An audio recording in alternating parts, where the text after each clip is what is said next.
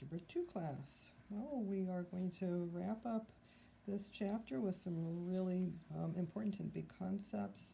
And today's work will be to apply the law of sines, where we can find the measurements of sides of a triangle as well as the angles in a triangle that don't happen to be a right triangle. So there's going to be lots of details as we proceed through the law of sines and our law of cosines to solve for missing angles and sides in a triangle that doesn't happen to be a right triangle. So let's take a look at our key concept that we're going to start with today, and that's called the law of sines. So I've drawn a triangle in a standard way here, triangle ABC. And for triangle ABC, we always notate the sides and the angles in a very specific way. Once you have put in the big letters for A, B, and C, which are indicating the angles that are in the triangle, then you're going to put the little a, which is going to designate the length of the side opposite the big A, little b, which will be the length of this side of the triangle opposite the big B, and the length of the side called C will be opposite of the angle called C. We always, always, always set up our triangles that we are solving in that fashion, where little a is opposite big A, little b is opposite big B, and little c is opposite big C. And the big letters always indicate angle measurements, the little letters always indicate length measurements of the sides, and these are not right triangles. So we've already learned how to solve right triangles. Now we're moving into the situation where it's any triangle, not necessarily a right triangle. The law of sines states that we have some ratios that we can write as proportions, and so here's how it works. The sine of angle A over side A is equal to the sine of angle B over the side length B, and that's equal to the sine of angle C over the side length C. So this will be true no matter how we mix and match. We can put sine A over A is equal to sine C over C. We can say sine B over B is equal to sine A over A, or sine B over B is equal to sine C over C. We even could turn these completely upside down, and we could have the little a, b, and c in the numerators, and we could have the angle that goes with sine down in the denominators. So as long as we match up our parts correctly, we will have a true statement where we are setting ratios equal to each other to form proportions, and this is our law of sines. So let's see how this works. So guided practice 1, solve triangle ABC. What I've written in black is what you're given. What I've written in red is what we are going to figure out.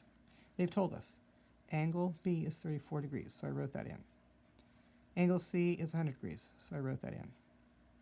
The side length of B is 8, so I wrote that in. All right, given those three pieces of information, we're going to solve the triangle, which means we need to find out angle A and the side length of A and the side length of C. We will start by finding the missing angle. That will be our simplest process. We know that all three angles must sum to 180 degrees. We know angle B and we know angle C. We don't know angle A yet. So A plus 34 plus 100 must be 180. 34 plus 100 is 134. Subtracting 134 on both sides gives us the measurement for angle A, which is 46 degrees, and I've written it in. I'm going to be using that in some of my next steps.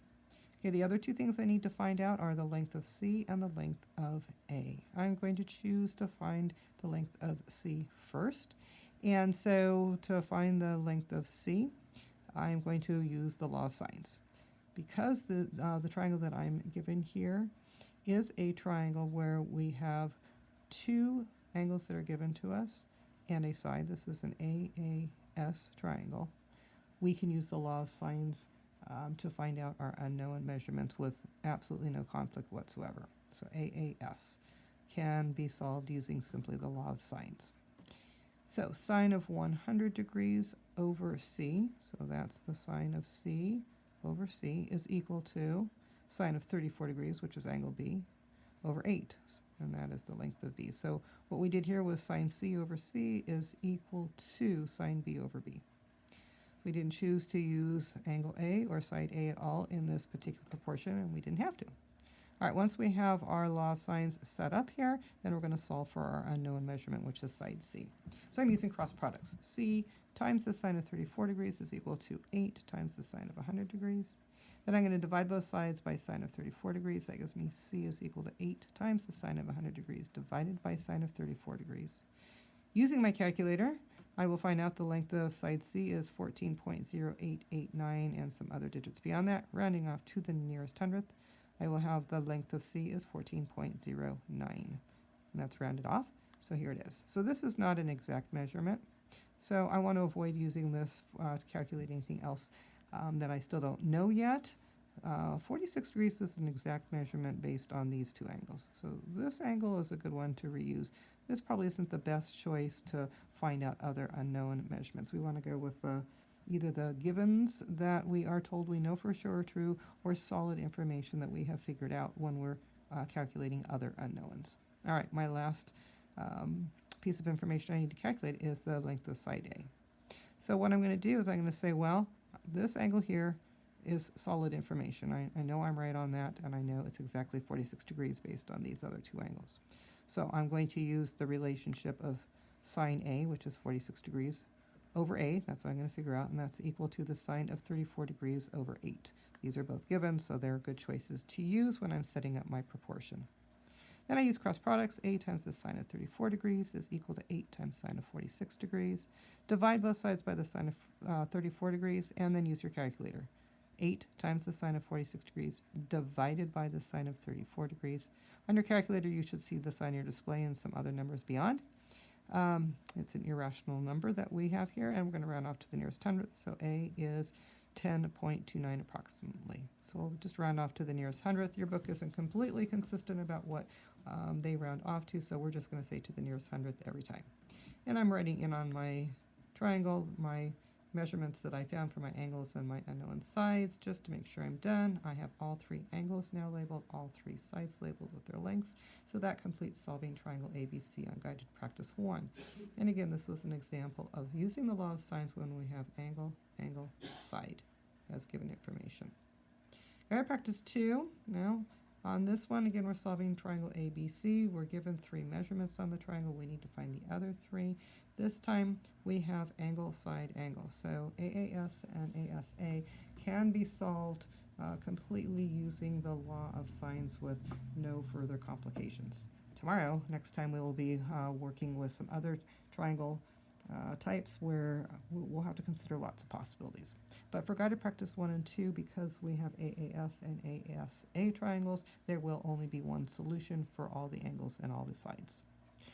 So we were given 2 of the angles, and so we're going to write those in, 51 degrees and 44 degrees for angle A and B. That means that angle C can only have one measurement. We know that these 3 angles must add up to 180, so there's only one possible other angle measurement that we could have, and this is what we're going to use to solve for that third angle measurement, which is fixed. So A plus B plus C is 180. 51 and 44 are our A and our B, plus our C that we don't know is 180. 51 and 44 is 95. 95 plus C is 180. Subtract 95 on both sides, and we know for sure that angle C is exactly 85 degrees. So we can use that information when we are using our law of sines to find out the unknown side lengths A and B. So I'm going to start by saying, well, I know that the sine of 51 degrees over whatever A is would have to be equal to the sine of 85 degrees as angle C over side C, 11. So I have to set up my proportion here using information that I have. I can't use sine B over B to solve for A because I don't know what B is yet. So I have to set up my proportion based on known information. All right, so once I have sine of A over A is equal to sine of C over C, that's how I've set up my equation here because I have enough information to be able to solve for the one unknown, in this case A. Then I'm going to use cross products. A times sine of 85 degrees is equal to 11 times the sine of 51 degrees. Divide both sides by sine of 85, and A will be 11 times the sine of 51 degrees over sine of 85 degrees. Put that into your calculator, and you'll see A is equal to 8.58125 and some other digits. Round off to the nearest hundredth, and A is 8.58. It's a length measurement. Don't put a degree symbol. It's how long this side is right here. And I went ahead and marked in that A is 8.58 just to keep track. I'm making sure that I am solving for all unknown angles or sides in my triangle. The only thing left to do at this point is to find out side B, which I'm going to work out to 7.67. Here's how I do it. I have known information on my angle B and my side. I have known information on angle C and side C, so I'm going to start with that. Angle C is 85 degrees, so sine of 85 over my side C, which is 11. And that's going to be equal to my angle B, which is 44 degrees, so sine of 44 degrees over my unknown B. So again, to set up your proportion, you have to work with information that is known. So one of your ratios must be completely known information, and then you can say that's equal to any other sine of any other angle over another side. So we only can find one unknown whenever we're setting up our equation. So now I'm ready to solve this. B times sine of 85 degrees using cross products is equal to 11 times sine of 44 degrees. Divide both sides by the sine of 85 degrees, and we will have 11 times sine of 44 degrees divided by sine of 85 degrees. And that's going to be worked out in your calculator, and you'll see B is equal to 7.67043 and some other digits beyond that. Round off to the nearest hundredth. That 0 will have you round that 7 down, so B is equal to approximately 7.67. I write that up here on my triangle. I now see that every side and every angle has a label with a specific number, so I know I'm done. All right, so that's our law of sines for the simplest cases, AAS or ASA, where there is only one possible solution for your triangle for all angle measurements and all side measurements. And that will be all for this portion of the lesson. Next time we'll consider the possibility when there is more than one triangle possible given angle measurements, or no triangle possible, or two triangles possible. But that's for next time. All right, we'll see you next time.